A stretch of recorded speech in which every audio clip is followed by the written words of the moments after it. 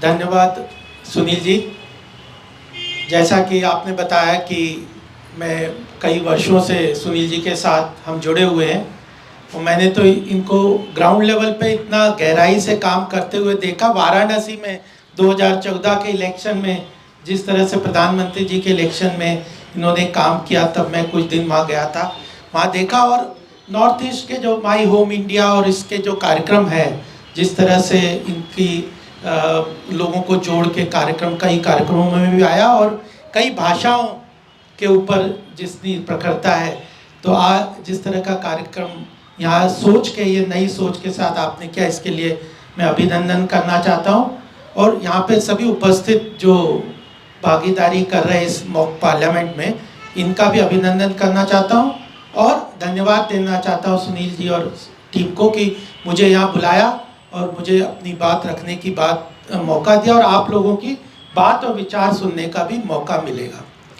एक छोटी सी बात मैं शुरू में ज़रूर कहना चाहता हूँ कि यह जो हम यहाँ प्रजातंत्र के इस मंदिर के रूप में यहाँ उपस्थित हुए हैं, और माननीय सुनील जी ने अभी बताया कि भारत की प्रजातंत्र बहुत वाइब्रेंट और मजबूत है। और अगर विश्व के प्रजातंत्र के इंडेक्स को हम देखें तो बहुत हाई लेवल पे भारत के प्रजातंत्र को माना गया है, लेकिन फिर भी हमें 98% के मार्क्स से 100 नहीं हमने प्राप्त किए हैं। उसका कारण क्या है कि एक काला धब्बा जो हमारे को स्वतंत्रता के बाद 1975 में 2 वर्ष का लगा था, इसके कारण 2 पॉइंट हमारे प्रजातंत्र के रूप में जो हमें 100% मिलने चाहिए थे वो कम हो गए। और वो लोग आज इस प्रजातंत्र के बारे में बातें करते हैं तो बड़ा विडंबना सी लगती है। तो मैं इस बात को आगे ले जाकर सबसे बड़ी बात जो बजट की आज चर्चा, उसको मैं यहाँ रखना चाहता हूँ। देखिए, प्रधानमंत्री जी ने उसकी थोड़ी कल्पना अपने आदरणीय सुनील जी ने रखी थी कि हमें अगर बजट को समझना है विद्यार्थियों के लिए, जब उन्होंने कहा अमृत काल का ये पहला बजट है, आने वाले 25 साल में जब भारत को विश्व के स्तर पर, जहाँ पे विश्व गुरु के स्थान पे पहुँचना है, और उसकी कुछ झलक हम देखते भी हैं कि विश्व में आज बहुत सारी कंट्रीज हमारी तरफ देख रही है। भारत को आर्थिक रूप से, चाहे बड़े बड़े प्लेटफॉर्म हो, G20 हो, ओपेक हो, WTO हो, वर्ल्ड इकोनॉमिक फोरम हो, इतने सारे जो क्वाड कंट्रीज़ हैं, इतने सारे जो मल्टीलैटरल प्लेटफॉर्म्स हैं, इतने सारे जो इंटरनेशनल लेवल पे जो कंट्रीज़ हैं, उसमें भारत की बात जो सुनना चाहते हैं या समझना चाहते हैं, उस और विश्व गुरु के स्थान पे वो भारत को देखते हैं आने वाले समय में। इसका एक मुख्य कारण यह है कि आर्थिक महाशक्ति के रूप में वो समझते हैं भारत को कि आने वाले समय में, आने वाले दशकों में भारत आर्थिक महाशक्ति के रूप में खड़ा होगा। और यह डिप्लोमेसी की एक बहुत महत्वपूर्ण बात है जिसे हमें समझना चाहिए कि आर्थिक महाशक्ति बने बगैर किसी की विश्व आज के समय में बात नहीं सुनता। आप आर्थिक महाशक्ति के रूप में खड़े होंगे तो विश्व आपकी बात सुनेगा। Global diplomacy is defined by economic power. तो जो प्रधानमंत्री जी कहते हैं कि हमें अगर विश्व गुरु के स्थान में पहुंचना है तो हमें आर्थिक महाशक्ति के रूप में स्थापित होना है, बढ़ना है, और उस आर्थिक महाशक्ति की आधारभूत रखने वाला ये 25 साल का जो कार्यकाल अमृत काल के रूप में आएगा, उसकी आधारशिला रखने वाला यह बजट है। और इसका बिग पिक्चर जब मैं कहता हूँ तो बिग पिक्चर हमें समझना बहुत ज़रूरी है, क्योंकि माइनर प्रोविजंस तो आप देखेंगे, टैक्स इतना बढ़ा दिया, इतना घटा दिया, ये तो आज गूगल का ज़माना है, वेब का ज़माना है, आप जिसमें भी देखेंगे वो चीज़ें पता चल जाएगी। लेकिन कई बार, क्योंकि यहाँ पे सब युवा हैं और बहुत अच्छा लग रहा है इतना युवा टीम से यहाँ आने वाले 25 साल में जो भारत आर्थिक प्रगति करेगा, उस आर्थिक प्रगति का सबसे अधिक लाभ या जो उसमें पार्टिसिपेट करेंगे वो युवा होंगे। तो उनको हमारे बिग पिक्चर को समझना बहुत ज़रूरी है।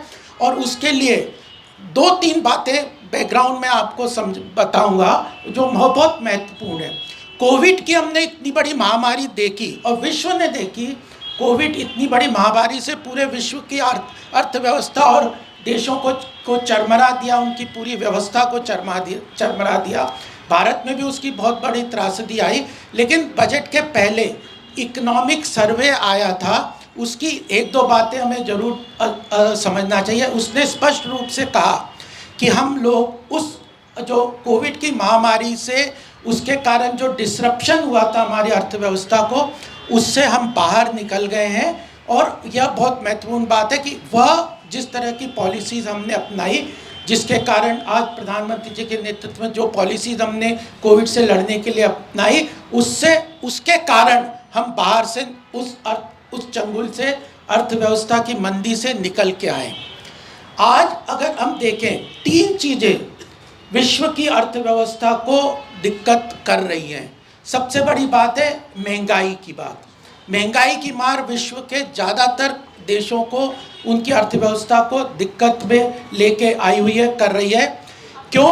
और यह केवल कुछ कंट्रीज नहीं है। श्रीलंका को हम देखते हैं बुरा हाल है, पाकिस्तान का बुरा हाल है, ये तो चलो अंडर डेवलप्ड कंट्रीज है। लेकिन अमेरिका जैसे देश जो कि डेवलप्ड इकोनॉमी है, उनके यहाँ भी महंगाई की मार 40 साल में इतनी महंगाई की मार नहीं थी, उतनी महंगाई की मार हुई। और इसका कारण एक ये, आज प्रधानमंत्री जी ने अपने वक्तव्य में भी आज पार्लियामेंट में जब बोल रहे थे, ये कहा कि जब कोविड ने अर्थव्यवस्था को डिस्टर्ब किया तो लोगों को, ज़्यादातर इंटरनेशनल इंस्टीट्यूशन ने कहा कि आप लिक्विडिटी इन्फ्यूज़ करिए इकोनॉमी में, आप क्रेडिट दीजिए, डायरेक्ट ये तक कहा कि आप हेलीकॉप्टर मनी दे दीजिए, नोट प्रिंट करके आप लोगों में बांट दीजिए। और यह ज़्यादातर कंट्रीज़ ने, यूरोप, अमेरिका और ऑस्ट्रेलिया, ऐसे बड़े बड़े कंट्रीज़ ने लिक्विडिटी इन्फ्यूज़ करके इकोनॉमी में बढ़ाना के काम कोशिश किया। और उसके कारण जब वो लिक्विडिटी ज़्यादा हो गई और उसके हिसाब से प्रोडक्शन नहीं हुआ, तो महंगाई की मार बहुत ज़्यादा उनकी इकोनॉमी में पड़ गई। और जब उस महंगाई की मार से जो त्रस्त हुई वो इकोनॉमीज़, तो लोगों ने फिर सेंट्रल बैंक्स वगैरह ने कहा कि नहीं, इसको वापस सक कर लीजिए, यानी जो आप क्रेडिट दे रहे हैं बैंक से इस सब को, तो आप लिक्विडिटी को सक कर लीजिए और ये जो सप्लाई है एक्सेस लिक्विडिटी की, इसको विड्रॉ कर दीजिए। अब जब वो विड्रॉ करने लगे, उन्होंने विड्रॉ किया लिक्विडिटी को, तो उनके देशों में दूसरी समस्या आई। लिक्विडिटी के कारण महंगाई दर तो बहुत बढ़ गई, लेकिन जब रिसेशन के वो लिक्विडिटी को सक करने की कोशिश करी, तो उनके यहाँ पे मंदी की मार आ गई। जब आप मंदी पड़ गई, और मंदी इतनी काफ़ी ज़्यादा से, आज के समय में आप वर्ल्ड बैंक या किसी की भी रिपोर्ट देखेंगे तो विश्व में आर्थिक मंदी के रूप में सारे कंट्रीज़ को किसी न किसी चैलेंज से जूझ रहे हैं। और तीसरी प्रॉब्लम आई कि फिस्कल, जब उन्होंने लिक्विडिटी इस तरह से क्रिएट की, तो फिस्कल डेफिसिट, बजटरी घाटा। तो विश्व की अर्थव्यवस्था इन 3 समस्याओं से गुजर रही है पोस्ट कोविड के कारण।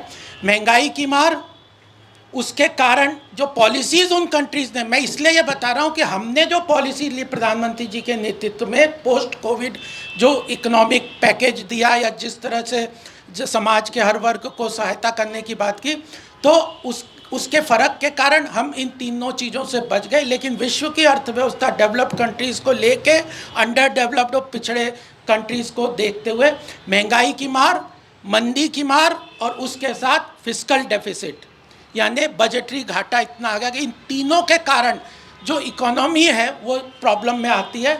इन तीनों क्षेत्र में भारत में जो प्रधानमंत्री मोदी जी ने जिस तरह की पोस्ट कोविड पॉलिसीज अपनाई, तो आज हम महंगाई की दर, जो आरबीआई कहता है जो मेन रिस्पॉन्सिबल है महंगाई को, इन्फ्लेशन को कंट्रोल करने के लिए, उसने टारगेट रखा हुआ है कि 6% की महंगाई दर बैलेंस होता है इकोनॉमिक ग्रोथ और महंगाई को, तो उससे नीचे रखना चाहिए। तो 5.7 की महंगाई की दर है। और जो इकोनॉमिक सर्वे जिसकी मैं बात कर रहा था, उसने कहा कि हमारे यहाँ पे मंदी से हम बाहर निकल चुके हैं। और यह केवल हम नहीं करें, वर्ल्ड बैंक, IMF, जितने इंस्टीट्यूशंस हैं, मिनिस्ट्री ऑफ फाइनेंस, RBI, सब कह रहे हैं कि भारत की अर्थव्यवस्था विश्व की सबसे तेज़ गति से बढ़ने वाली GDP के अंतर्गत अर्थव्यवस्था तो है। ये महंगाई की हमारे यहाँ पे, ये मंदी की हमारे यहाँ पे किसी तरह की समस्या नहीं है। और यह कारण क्या हुआ? ये कारण इसलिए हुआ कि सरकार ने जिस तरह से पॉलिसी पोस्ट कोविड में अपनाई, उसके कारण हुआ। ऐसा नहीं हो गया कि अपने आप हमारे यहाँ महंगाई की दर कम हो गई, हम मंदी से बाहर आ गए। अगर ये होता तो सब कंट्रीज से हो जाते। लेकिन हम जो प्रधानमंत्री ने जिस तरह से जो फिस्कल स्टिमुलस पैकेज दिया, सबसे पहले समाज में 2 वर्ग कहते, के शेप्ड रिकवरी की भी जब बात करते हैं कि समाज में दो वर्ग जो होते हैं, एक तो एकदम गरीब तबका है, एक जो बिजनेस इंडस्ट्रीज़ और जो बिजनेस कम्युनिटी है, जो कि एफ्लुएंट सिटीज़ है। इन दोनों से पूरे समाज की जो मेनली रचना होती है अर्थव्यवस्था से, जिसका इम्पेक्ट करता है। तो जो गरीब समाज का, जो इसको पिरामिड में नीचे लोअर स्ट्रेटा ऑफ पॉपुलेशन कहते हैं, उसको सबसे ज़्यादा कोविड की समय में उसको सहायता की ज़रूरत थी। तो उस सेगमेंट को सरकार ने इतनी सारी योजनाओं से, प्रधानमंत्री अन्न योजना, जो प्रधानमंत्री आवास योजना, आयुष्मान भारत, कोविड वैक्सीनेशन, प्रधानमंत्री किसान सम्मान निधि, इस पर्टिकुलर सेगमेंट को टारगेटेड डिलीवरी के लिए डायरेक्ट बेनिफिट ट्रांसफ़र के थ्रू, बिना किसी लीकेजेस के और बिना किसी करप्शन फ्री एनवायरनमेंट इकोसिस्टम के साथ क्रिएट करते हुए इन लोगों को सहायता सीधी प्रदान की। और जो एफ्लुएंट का जो सेगमेंट है, बिजनेस इंडस्ट्रीज़, इस तरह का जो सेगमेंट है, उन लोगों को फिस्कल स्टिमुलस, आत्मनिर्भर भारत पैकेज के द्वारा उनकी अर्थव्यवस्था को बढ़ावा देने के लिए, चाहे उन्हें क्रेडिट की आवश्यकता है, इंफ्रास्ट्रक्चर डेवलपमेंट के इन्वेस्टमेंट के साथ मार्केट में डिमांड क्रिएट करने की आवश्यकता है, या अन्य तरह की प्रोडक्शन लिंक्ड इंसेंटिव स्कीम्स है, इन सब योजनाओं के द्वारा उनको सहायता प्रदान की, ताकि इंडस्ट्री डेवलपमेंट, मैन्युफैक्चरिंग, पूरी सप्लाई चेन अच्छे तरह से मजबूत हो। और इन दोनों पॉलिसीज़ के मिक्सचर के कारण, और ऐसा नहीं किया कि एक ही टाइम पे आत्मनिर्भर भारत में कितने लोगों ने कहा कि आप गलत चीज़ कर रहे हैं, लेकिन प्रधानमंत्री जी ने कहा कि जिस सेगमेंट में जिस वक्त टूरिज़्म को डेवलपमेंट की आवश्यकता है, उसको टूरिज़्म सेक्टर को प्रदान किया। फार्मास्यूटिकल सेक्टर को जब तक वैक्सीनेशन और फार्मास्यूटिकल मेडिसिन डेवलपमेंट की ज़रूरत थी, उस समय 40,000 करोड़ उस सेगमेंट को दिया। यानी स्टेकर्ड सपोर्ट करके एक वाइज डिसीजन लेते हुए आत्मनिर्भर भारत पैकेज के अंदर 30 लाख करोड़ का जो पैकेज दिया, उसको पूरा कंटिन्यू करते हुए इन दोनों सेगमेंट को सपोर्ट करते हुए अपनी अर्थव्यवस्था को महंगाई की मार से भी बचाया और एक्सेस लिक्विडिटी भी नहीं होने दी, और जिस सेगमेंट को टारगेटेड रूप में जिस इंडस्ट्रीज़ को ज़रूरत है उसको दिया। और इसके कारण आज हम 7 के हिसाब से जीडीपी की ग्रोथ रेट से आगे बढ़ रहे हैं। आउटलायर, जिसको एक टर्म कहते हैं कि विश्व की अर्थव्यवस्था मंदी की मार से जब गुजर रही है, भारत की अर्थव्यवस्था आउटलायर की तरह एक अपने आप में अलग तरीके से चल रही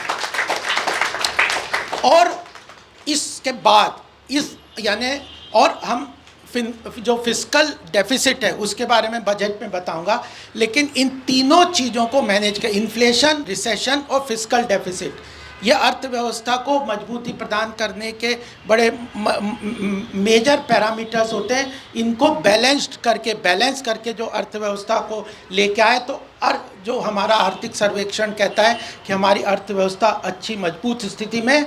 अब हम पास्ट लॉरल पे तो बैठेंगे नहीं, तब ये बजट लेके आए, सरकार ने ये बजट लेके आए। इसके कुछ पॉइंटर मैं आपको सामने रखूँगा, क्योंकि आजकल इंटरनेट और वेब के अनुसार बहुत सारी चीज़ें हैं।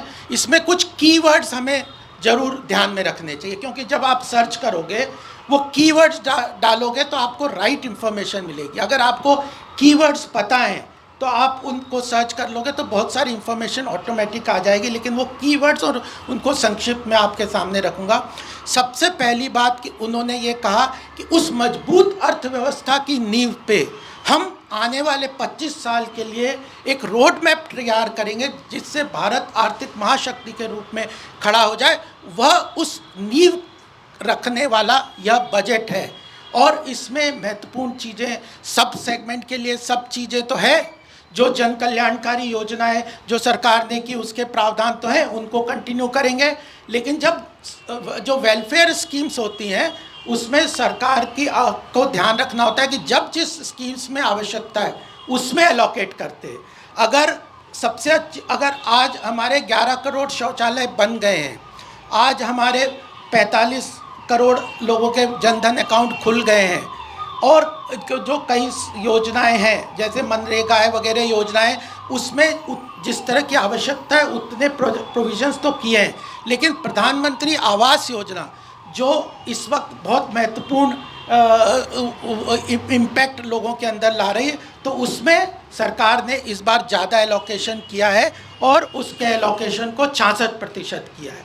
तो यह जो सोशल वेलफेयर स्कीम में जिस वक्त जितनी आवश्यकता है उसके अनुसार सरकार ने एलोकेशन किया है अलग अलग स्कीम में, और यह वर्क इन प्रोग्रेस है। सरकार ने, वित्त मंत्री जी ने पार्लियामेंट में कहा भी है कि जब जिस योजना के लिए और आवश्यकता पड़ेगी हम और फर्दर स्कीम्स उसको एलोकेट करेंगे। आज वैक्सीनेशन हम 220 करोड़ लोगों को दे चुके हैं, अब वैक्सीनेशन में हमें फंड ज़रूरत नहीं है, तो हमने जो पहले एलोकेट किया था उसकी आज ज़रूरत नहीं है। तो इस तरह से एक्टिवली आवश्यकता के अनुसार चीज़ों को बढ़ाते हैं। और सबसे बड़ी बात इस बजट की जो नींव रखने की बात है वह है कैपिटल एक्सपेंडिचर। यह कैपिटल जो इंफ्रास्ट्रक्चर डेवलपमेंट है ये इकोनॉमी को सबसे ज़्यादा प्रोपेल करता है। तो पहला प्रमुख इस बजट का जो महत्वपूर्ण जो प्रावधान है वह है capex, capital expenditure in infrastructure, और यह 10 लाख करोड़ का प्रोविज़न तो इस बार किया है। लेकिन इसको हमें ये भी ध्यान रखना चाहिए कि जब कोविड शुरू हुआ था उस समय 3.5 लाख करोड़ का हम खर्चा करते थे कैपिटल एक्सपेंडिचर, जिससे हम देखते हैं कि रोड बन गए, एयरवेज बन गए, रेलवेज बन गए, मल्टी नोडल जो ट्रांसपोर्टेशन हब बन गए, डिफेंस कॉरिडोर बन गए, फ्रेट कॉरिडोर बन गए। अब मैं नोएडा रहता हूँ, जिस तरह से हम डेवलपमेंट देख रहे हैं, eastern peripheral, western peripheral, Yamuna expressway, हर जगह जाते हैं। देहरादून 2.5 घंटे में पहुंच जाते हैं, ऋषिकेश से मैं आया 3 घंटे 3.5 घंटे से परसों यहाँ पे पहुँच गए। तो जो इंफ्रास्ट्रक्चर डेवलपमेंट में 3.5 लाख करोड़ का कोविड के समय खर्चा किया था, उसके बाद इसको सबसे ज़्यादा सेक्टर को आवश्यकता थी तो उसको पहले 5.5 लाख करोड़ किया, फिर पिछले साल के बजट में 7.5 लाख करोड़ का खर्चा किया, और इस बार 10 लाख करोड़ का 33% फिर इस बार बढ़ा है। 10.5 लाख करोड़ का प्रावधान इंफ्रास्ट्रक्चर डेवलपमेंट में सरकार ने इस बजट में प्रावधान किया है।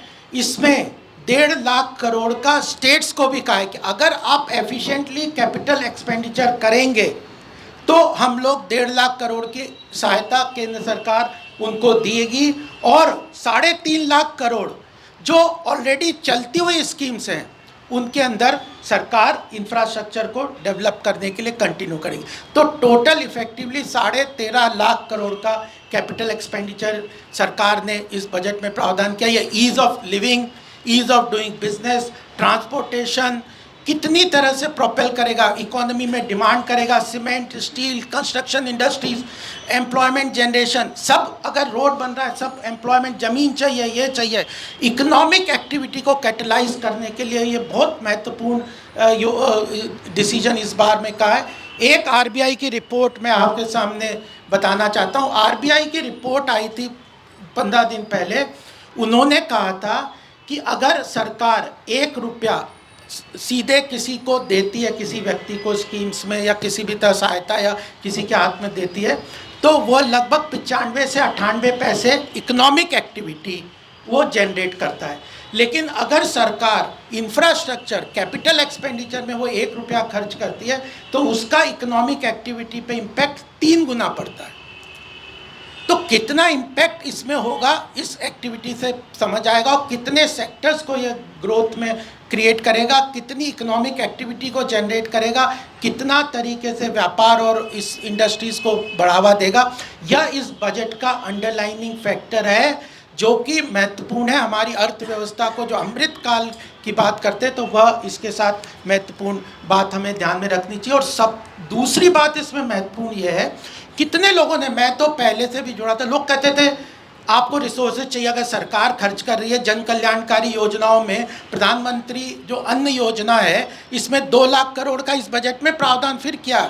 80-85 करोड़ लोगों को जो निःशुल्क राशन हम दे रहे हैं 1 साल के लिए और एक्सटेंड कर दिया, 4था साल जो है उसमें 2 लाख करोड़ केंद्र सरकार का प्रावधान है। प्रदेश सरकारें उसमें कुछ नहीं दे रही, उसमें केंद्र सरकार पूरा खर्चा वहन कर रही है, उसका 2 लाख करोड़ का इसमें प्रावधान सरकार ने किया है। तो लोग कहते थे आपको इंफ्रास्ट्रक्चर में खर्च करना है, जन कल्याणकारी योजनाएं करनी है, स्केल ऑफ हमारी जो वेलफेयर स्कीम्स है वो बहुत ज़्यादा है जिसको विश्व की कई इंस्टीट्यूशंस ने भी सराहा है। तो आपको कई नए टैक्स लगाने पड़े। कोई कह रहा था वेल्थ टैक्स लगा लो, कोई कह रहा था गिफ्ट टैक्स बल लगा दो, कोई ने सजेशन दिए थे कि आप टैक्स के रेट बढ़ा दो।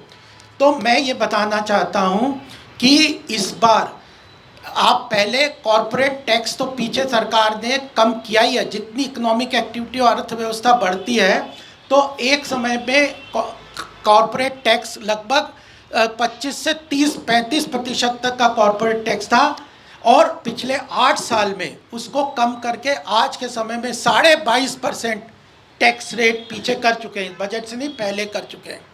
दूसरा, स्टार्टअप इकोसिस्टम, युवा हैं कई। अभी मैं इंडिया एनर्जी वीक में गया था, वहाँ पे बहुत सारे स्टार्टअप इकोसिस्टम वालों ने अपने स्टॉल लगाए थे, और आज ही प्रधानमंत्री ने बताया कि 108 हमारे जो है यूनिकॉर्न बन गए स्टार्टअप इकोसिस्टम में, जो कि 6000 करोड़ से ज़्यादा की उनकी वैल्यूएशन है, और वो टेक्नोलॉजी को यूज़ करके, इनोवेशन को यूज़ करके जन कल्याणकारी और सरकार की योजनाओं को गांव तक ले जा रहे हैं, लोगों तक ले जा रहे हैं। तो ऐसे जो बहुत सारी योजनाएं, उनको जो स्टार्टअप इकोसिस्टम को मात्र 15% का टैक्स लगता है। जीएसटी जो कि इनडायरेक्ट, कई बार लोग कहते हैं कि भाई हमारे देश में सब टैक्स नहीं देता। मैं ये क्लैरिफाई करना चाहता हूँ, हर व्यक्ति टैक्स देता है देश में, लेकिन इनडायरेक्ट टैक्स देता है। एक बच्ची भी अगर पेंसिल खरीदती है तो वह भी उसमें एक इनडायरेक्ट टैक्स देता है। वह 2016 में जब जीएसटी लेके आए थे तब ये 28 से 30% एवरेज इनडायरेक्ट टैक्स लगता था, और जब 2016 में अरविंद सुब्रमण्यम, जो कि हमारे सपोर्टर नहीं है, उनकी कमेटी थी, उन्होंने कहा था कि एवरेज जीएसटी टैक्स आप 15-15.5% लेके लगाना चाहिए। तो अब 28 से उसको 15-15.5% कर देना चाहिए। और आज 6 महीने पहले आरबीआई की रिपोर्ट में कहा कि एवरेज जीएसटी टैक्स 11.6% का है। इनडायरेक्ट टैक्स जो आम आदमी को इतना ज़्यादा दिक्कत करता है, वह 28.5% से लेके एवरेज 11.6% कर दिया। कॉर्पोरेट टैक्स कम कर दिया। इस बार इतनी रिसोर्स इंक्रीज एक्सपेंडिचर करने के बाद भी कोई नया टैक्स सरकार ने नहीं लगाया, कोई रेट नहीं बढ़ाई। और 2 प्रमुख क्षेत्र में, जैसे आम जनता को जो टैक्स पेयर्स और सैलरीड क्लास और मिडिल क्लास जो कहते थे, उनको एक बार टैक्स में इस बार बजट में बहुत बड़ी सहायता दी है कि उनको 7 लाख तक की इनकम तक को किसी को टैक्स नहीं देना, ज़ीरो टैक्स। और जो बाकी जो स्लैब्स हैं उनमें भी काफ़ी कम किए। तो यह एक बात, कंफ्यूजन इसमें कुछ लोग क्रिएट कर रहे हैं, 7 लाख तक के टैक्स में भी टैक्स लगेगा। इस बात को मैं बहुत क्लियर कर दूं कि 7 लाख तक के जो व्यक्ति की इनकम है सालाना, उसको ज़ीरो टैक्स है। लेकिन 7 लाख से ऊपर जो इनकम हो जाती है तो उसको ऐसा है कि सरकार ने ये करा है कि उसको 7 लाख से ऊपर अगर किसी की इनकम हो जाती है, किसी की 8 लाख है, 9 लाख है, तो उसको 7 लाख तक का एग्जम्पशन भी मिलना चाहिए। तो उसके लिए एक मिनिमम 5% का टैक्स 3 लाख से ऊपर किया है। तो जो जिसकी निचले तबके के जो भी लोग हैं, उन सबको इनकम टैक्स से छूट मिली है। दूसरा एक बड़ा जो सेगमेंट है, जिसको अर्थव्यवस्था में बहुत बड़ा पार्टिसिपेशन, हमारे आदरणीय Amit Shah ji ministry of corporation के जो सदस्य हैं, वह और टारगेट है प्रधानमंत्री जी के नेतृत्व में कि इस बार 2 लाख हम नए कोऑपरेटिव जनरेट करेंगे। 10,000 से ऊपर फार्मर प्रोड्यूसर ऑर्गेनाइजेशंस बनाएंगे, 81 लाख सेल्फ हेल्प ग्रुप्स बनाएंगे। यह एक तरीके से ग्रामीण क्षेत्र की अर्थव्यवस्था को बहुत मजबूती प्रदान करने के लिए महत्वपूर्ण योगदान करेगा। इसका टैक्स भी घटा के मात्र 15% कर दिया है। स्टार्टअप इकोसिस्टम के हिसाब से ये कोऑपरेटिव सेक्टर को के टैक्सेशन को कर दिया। ये ग्रामीण क्षेत्र के में इकोनॉमिक एक्टिविटी को इतना ज़्यादा बढ़ाएगा, इसके टैक्स को भी कम का। बहुत सारी कोऑपरेटिव सेक्टर के लिए सरकार ने योजनाएं लेके आए हैं कि ग्रामीण क्षेत्र में किसानों के लिए वेयर हाउसिंग जो है, डिसेंट्रलाइज्ड वेयर हाउस बनाएंगे। फार्मर प्रोड्यूसर ऑर्गेनाइजेशन में क्या हेल्प देना है, विमेन एम्पावरमेंट के लिए, सेल्फ हेल्प के लिए क्या गुड प्लान था। तो कोऑपरेटिव सेक्टर को मजबूत करने के लिए उसको हैंड होल्डिंग करनी है, ये करनी है, इसके लिए भी बहुत काम किया है। तो सबसे बड़ी बात है कि टैक्स पहले टैक्स को कम कर दिया, कॉरपोरेट लेवल के इनडायरेक्ट टैक्स को आम जनता के लिए कम किया। इसमें इतना टैक्स कोऑपरेटिव सेक्टर और इंडिविजुअल पर्सनल टैक्स को कम करने के बावजूद भी सरकार ने खर्चा अपना बढ़ाया है। और सबसे बड़ी बात है कि लोगों ने पूछते कि रिसोर्स कहाँ से आएगा, भाई आपने सब कुछ कह रहे हो, कम कर रहे हो, खर्चा बढ़ा कैसे हो रहा। इसका एकमात्र कारण है टेक्नोलॉजी को यूज़ करके। आप देखिए, पहले 2 करोड़ लोग ये टैक्स स्लैब में आते थे, रिटर्न भरते थे, आज 6-6.5 करोड़ लोग रिटर्न भरते हैं। टैक्स जो पर्सनल टैक्सेस हैं, कॉरपोरेट टैक्सेस में 26% की बढ़ोतरी हुई है। 26% की बढ़ोतरी कॉरपोरेट टैक्स में आई है। जीएसटी कलेक्शन 1,50,000 करोड़ महीने से ऊपर के रूप में आ गया। तो सरकार के resources, better compliances, transparent compliances, leakage proof system के थ्रू टैक्स कलेक्शन को बढ़ावा देते हुए टैक्स को कम करने के बावजूद भी हमारा कलेक्शन 26% के अनुपात में कॉरपोरेट टैक्स बढ़ा है।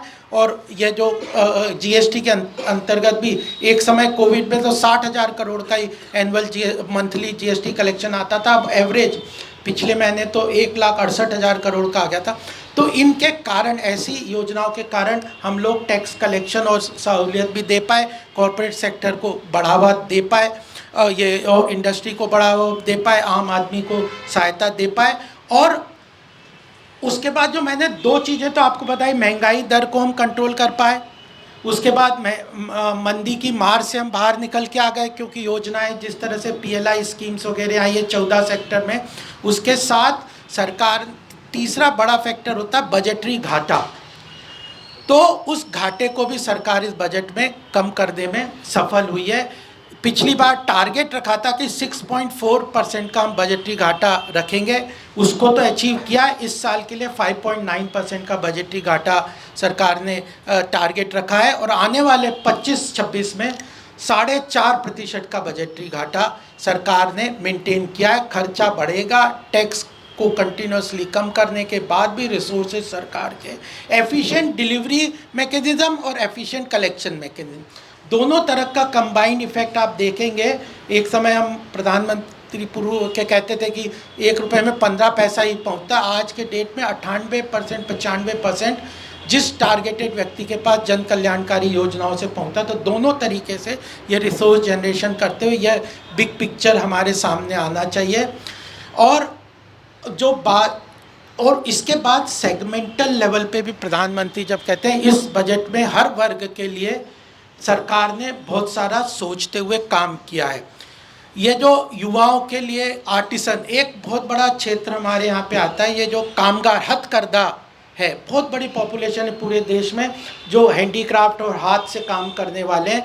इनके लिए विशेषकर विश्वकर्मा, कई बार जातिगत टर्म में आता है, लेकिन वो बजट में उसको विश्वकर्मा यानी जातिगत नॉमेनक्लेचर नहीं दिया। उन्होंने कहा जो हाथ से काम करने वाले आर्टिसंस हैं, जो हैंडीक्राफ्ट बनाते हैं, ग्रामीण क्षेत्र में कुटीर उद्योग चलाते हैं, उनके लिए कर्मयोगी स्कीम्स के अंदर बहुत सारे प्रावधान किए। आप उस कर्मयोगी स्कीम्स को पढ़ेंगे, देखेंगे तो सारे बेनिफिट उनके लिए स्किलिंग के हैं, मार्केटिंग के हैं, क्रेडिट की अवेलेबिलिटी है, उनके लिए टेक्नोलॉजी, उनको इंडस्ट्री और उनको सप्लाई चेन से कैसे एमएसएमई सेक्टर के साथ कैसे जोड़ना है, उनका प्रोडक्ट कैसे खरीदा जाएगा।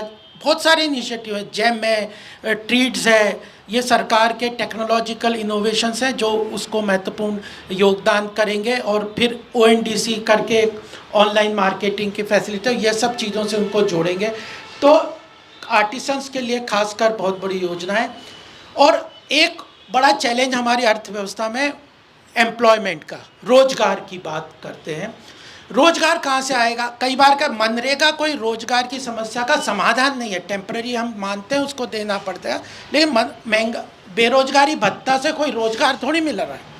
उसके प्रावधान को पूरा उसी तरह चला के रखा है। लेकिन रोजगार अगर विश्व में कहीं भी मिलता है तो मैन्युफैक्चरिंग सेक्टर से मिलता है। और मैन्युफैक्चरिंग सेक्टर में भी रोजगार अगर सबसे ज़्यादा क्रिएट होता है तो एमएसएमई, लघु उद्योग और मध्यम उद्योगों के साथ है। उसमें तो इतने सारे प्रावधान इसमें कर दिए हैं एमएसएमई सेक्टर को टारगेट करते हुए। उनको क्रेडिट गारंटी 2 लाख करोड़ तक की बैंक से अगर उन्हें लोन किसी को लेना है, उसकी पूरी गारंटी केंद्र सरकार देगी, उसको गारंटीड लोन उसका देगी। उनको एक बड़ी समस्या थी, कंप्लायंस की कॉस्ट आती थी कि इतने सारे हैसल्स हैं सरकार के कानूनों के, ये करके 39,000 ऐसे प्रावधान हैं कंप्लायंसेस जिसको कहते हैं, जो कंप्लायंसेस इसमें ख़त्म कर दिए एमएसएमई सेक्टर के लिए। 3,000 ऐसे कानूनों को ख़त्म किया है कि जिसको क्रिमिनलाइजेशन, जिसमें कहते उसको, अगर वो किसी से वायलेट हो जाते हैं गलती से, तो उसमें क्रिमिनल लाइबिलिटीज़ पहले थी, अब उसको सिविल लाइबिलिटीज़ में कन्वर्ट कर दिया है। और एक स्कीम लाए हैं विश्वास संवाद से विश्वास 2, विवाद से विश्वास की स्कीम 2 लेके आए कि जो उनके अगर सरकार से कॉन्ट्रैक्ट में कोई कॉन्फ्लिक्ट होता है, कोई किसी चीज़ का प्रॉब्लम होता है, तो उसको सॉल्व करने के लिए, तो हैरासमेंट फ्री इकोसिस्टम 3 चीज़ों से 39,000 कंप्लायंसेस उनके लॉज के अंदर कम किए हैं, 3,000 कानूनों का डीक्रिमिनलाइजेशन किया है, और यह संवाद से विश्वास की स्कीम 2 लाके उनके उसको समस्या को समाधान करने का काम किया है। 2 लाख करोड़ का उनको जो आवंटन की बात है, क्रेडिट गारंटी की बात है, उसको सरकार ने, तो एमएसएमई सेक्टर के लिए इंफ्रास्ट्रक्चर के अंतर्गत भी बहुत सारे काम जो डिमांड क्रिएट होगी वह सरकार ने किया है।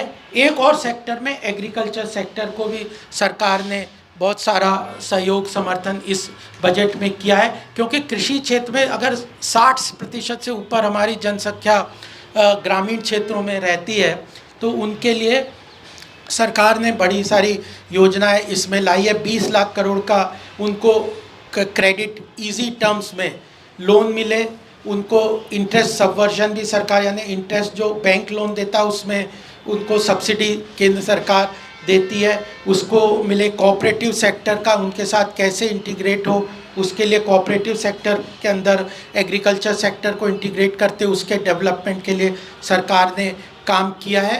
Labour, MSME sector, agriculture sector, इनके लिए बहुत सारे प्रावधान हैं। कृषि क्षेत्र की अर्थव्यवस्था को मजबूत करने का पूरा सरकार ने इसमें रोड मैप भी क्रिएट किया है। और एक समय था लगभग 8-9 साल पहले एवरेज एग्रीकल्चर सेक्टर की ग्रोथ हमारे यहाँ 2% से भी कम थी, और इसलिए हमारे कृषि क्षेत्र के लोगों की हालत बहुत ख़राब थी। वह अब एवरेज 4.5% की एवरेज एग्रीकल्चर सेक्टर की ग्रोथ तो चल रही है, और उसको बढ़ाने और मेंटेन करने का भी सरकार ने प्रावधान किया है। एक और जो इसमें बड़ा इनिशिएटिव यह है, ग्रीन इकोसिस्टम को बढ़ावा देने के लिए सरकार ने बहुत सारी योजनाएं ली हैं। और देखिए, हमारा बहुत सारा जो इंपोर्ट कॉस्ट है, बहुत सारी जो फॉरेन एक्सचेंज है, वो इसलिए चली जाती है कि हमारा एनर्जी सेक्टर, यानी फॉसिल फ्यूल जो हम क्रूड ऑयल इंपोर्ट करते हैं, 80% एनर्जी, ऊर्जा के बगैर कोई इंडस्ट्री या कोई घर में रहना कोई नहीं चल सकता। ऊर्जा बहुत महत्वपूर्ण सोर्स है किसी भी इकोनॉमिक एक्टिविटी के लिए। तो ऊर्जा का हमारा 80% रिक्वायरमेंट है जो विदेशों से हम क्रूड ऑयल इंपोर्ट करते हैं। 70% हमारी इंपोर्ट कॉस्ट है जो पेट्रोल प्राइस पे ख़रीदने में चली जाती है। वैकल्पिक ऊर्जा, renewable energy, solar energy, wind power energy, hydrogen energy, इन सब एनर्जी के अंदर एक ट्रांजिशन का पूरा फॉर्मूला कि हम वैकल्पिक एनर्जी के स्रोत में चले जाएं, ताकि हमारी फॉसिल फ्यूल यानी कोल और क्रूड ऑयल के ऊपर डिपेंडेंस कम होगी, तो हमारी अर्थव्यवस्था को ज़बरदस्त मजबूती मिलेगी। इथेनॉल ब्लेंडिंग जिसको कहते हैं, जिससे कृषि क्षेत्र को बहुत आसानी होगी। 10% का हमने टारगेट किया कि पेट्रोल डीजल में ये जो इथेनॉल है, ऑर्गेनिक एग्रीकल्चर सेक्टर से निकलता हुआ फ्यूल बनता है, उसको पेट्रोल में मिक्स करेंगे, उसका टारगेट 20% कर देंगे। तो 20% हमारी जो फॉरेन एक्सचेंज आउटफ्लो है उसको हम सेव करेंगे, और वह एवरेज उसका कॉस्ट आती है 30 से 35 रुपया पर लीटर। तो पेट्रोल की कॉस्ट कितनी कम रिड्यूस होगी। तो यह सारी चीज़ जो एनर्जी ट्रांजिशन का पूरा है, वह पूरा इसमें एक रोड मैप क्रिएट किया। और अभी 2 दिन से 3 दिन से इंडिया एनर्जी समिट वहाँ पे हो रहा है, जो वहाँ बेंगलोर में मैं गया भी था, कल रात को ही आया। जिस तरह से पूरी अर्थव्यवस्था को एनवायरमेंटल फ्रेंडली, जिसमें कार्बन एमिशन भी कम होगा और एक रिन्यूएबल एनर्जी का पूरा सोर्स है, इसको ग्रीन इनिशिएटिव के अंतर्गत सरकार ने पूरा एक चैप्टर है जिसके अंदर बताया कि कैसे हम एनर्जी ट्रांजिशन को, चाहे इलेक्ट्रिक व्हीकल की बात हो, इस सब चीज़ों को हम लेके आएंगे। और साथ में ही एनवायरमेंटल सस्टेनेबिलिटी, एनवायरनमेंट सस्टेन करने के लिए ये मिस्टी योजना लेके आए कि जो ये जो जैसे टापू वगैरह के आसपास होते हैं, तो जो वो प्लांटेशंस होती हैं, उनके लिए सरकार ने बहुत सारी योजनाएं लेके आई है। फिर वेटलैंड, एनवायरमेंटल फ्रेंडली बायोडाइवर्सिटी को मजबूत करने के लिए वेटलैंड योजना के लिए भी सरकार लाए। तो एनर्जी, एनवायरमेंटल सेक्टर में ग्रीन इकोसिस्टम को बढ़ावा देने के लिए भी सरकार बड़ी महत्वपूर्ण योजनाएं लेके आई है। और लास्ट एक बात ये भी मैं कहना चाहता हूँ कि एक है ना फ्यूचरिस्टिक विजन है, इसमें एक चैप्टर है future orientation of the budget. Bharat ने अर्थव्यवस्था में विश्व स्तर पे यह महत्वपूर्ण योगदान किया था कि आईटी सेक्टर का, चिप मैन्युफैक्चरिंग, ऐसी चीज़ों में भारत का बहुत महारत हासिल थी और विश्व की अर्थव्यवस्था में हमने बहुत बड़ा कंट्रीब्यूशन किया। अब 5G नई टेक्नोलॉजी, कनेक्टिविटी बहुत महत्वपूर्ण किसी भी अर्थव्यवस्था के लिए रहती है। तो 5G टेक्नोलॉजी में जो भारत ने इनिशिएटिव लिया, या ग्लोबल लेवल में बहुत बाकी कंट्रीज़ के काफ़ी पहले ले चुके हैं। और इस बजट में 100 5G टेक्नोलॉजी की लैब्स को स्टैब्लिश किया जाएगा, जिसमें रिसर्च, डेवलपमेंट और इम्प्लीमेंटेशन के रूप में काम करेगा। आर्टिफिशियल इंटेलिजेंस, जिसमें भारत के युवा बहुत बड़ा, हमारे यहाँ जो पूरा सेक्टर है टेक्नोलॉजी, ये जो है आईटी सेक्टर है, ये सब काम है। और आर्टिफिशियल इंटेलिजेंस का जितना बेनिफिट भारत ने उठाया है, चाहे कोविन ऐप के लिए देख लो या डिजिटल ट्रांजैक्शंस के रूप में देख लो, जिस तरह की सुविधाएं आज भारत में ऐप के माध्यम से, डिजिटल पेमेंट के माध्यम से है, विश्व में कहीं भी नहीं है। और जिस तरह से हमारा डिजिटल पेमेंट तेज़ी से बढ़ रहा है, जीएसटी के अंदर जो इकोसिस्टम है, वर्चुअल असेसमेंट के अंदर, टैक्सेशन के अंदर है, ऑनलाइन कंप्यूटर सर्विस सेंटर के अंतर्गत हम टेक्नोलॉजी को यूज़ कर रहे हैं। ये जो ये सारी व्यवस्थाओं को ब्लॉकचेन टेक्नोलॉजी में जिस तरह से हम आगे बढ़ रहे हैं, तो इसके लिए आर्टिफिशियल इंटेलिजेंस के अंतर्गत सरकार ने बहुत सारे प्रावधान किए, इसको बढ़ावा मिलेगा। यानी फ्यूचरिस्टिक ओरिएंटेशन है आने वाले समय के लिए। आर्टिफिशियल इंटेलिजेंस, 5G टेक्नोलॉजी को यूज़ करते हुए और सेंटर ऑफ एक्सीलेंस बनाए, बहुत सारी जगहों पे इनके डेवलपमेंट रिसर्च के लिए सेंटर ऑफ एक्सीलेंस के प्रावधान किए। तो फ्यूचर ओरिएंटेशन का भी सरकार ने इसमें प्रावधान किया है। और एक और बात मैं जो बताना चाहता हूँ कि प्रधानमंत्री जी बोलते हैं, जो इस बजट में बहुत स्पष्ट रूप से आता है, G20 का जो इनिशिएटिव, जो हमारी प्रेसिडेंटशिप है, उसमें ये बहुत उभर के आएगी कि वो कहते हैं कि जिस सेक्टर में हमारी महारत हासिल है, उस सेक्टर को अगर हम सपोर्ट करेंगे तो कैटलाइज ज़्यादा इकोनॉमिक एक्टिविटी से होगा। तो भारत में जो कल्चरल इकोनॉमी है, यानी हमारे यहाँ पे डाइवर्सिटी ऑफ फूड है, क्लोथिंग है, आर्ट है, फेस्टिवल्स है, रहन सहन है, आर्किटेक्चर है, म्यूज़िक है, डांस है, ये जो कल्चरल एस्पेक्ट है हमारी सिविलाइजेशन का, यह विश्व ने अभी देखा ही नहीं है। और यह जो टूरिज़्म को अट्रैक्ट करेगा, या जिस तरह ये इकोनॉमी को हमारी भारत के कैटलाइज करेगा, जैसे उत्तर प्रदेश में कुंभ हुआ था तो 25 करोड़ लोग आए थे, और कितना उसने इकोनॉमिक एक्टिविटी को कैटलाइज किया। हमने काशी विश्वनाथ कॉरिडोर को देखा, उज्जैन के कॉरिडोर को देखा। ये जो सेंटर, कल्चरल सेंटर से जिनको डेवलप करके इकोनॉमी को प्रोपेल करने का जो प्रावधान है, और G20 प्रेसिडेंटशिप में यह प्लान है कि लगभग 1 लाख लोग, जो इस 29 कंट्रीज़ के जो इम्पोर्टेंट कंट्रीज़ हैं उसके लोग तो आएंगे ही, 20 के करीब इंटरनेशनल इंस्टीट्यूशंस के 1 लाख लोग, इन्फ्लुएंसर अपने अपने क्षेत्र में जो हैं, वो जो भारत में 1 साल में आएंगे और 56 सिटीज़ में वो जाएंगे तो उनको हमारे कल्चर की डाइवर्सिटी से, उनको art, culture, music, architecture, festival, food etcetera से हम जब उनको प्रोडक्ट से उनको एसिमुलेट करेंगे, उनके सामने रखेंगे, तो हमारी इकोनॉमिक एक्टिविटी को कितना बढ़ावा मिलेगा।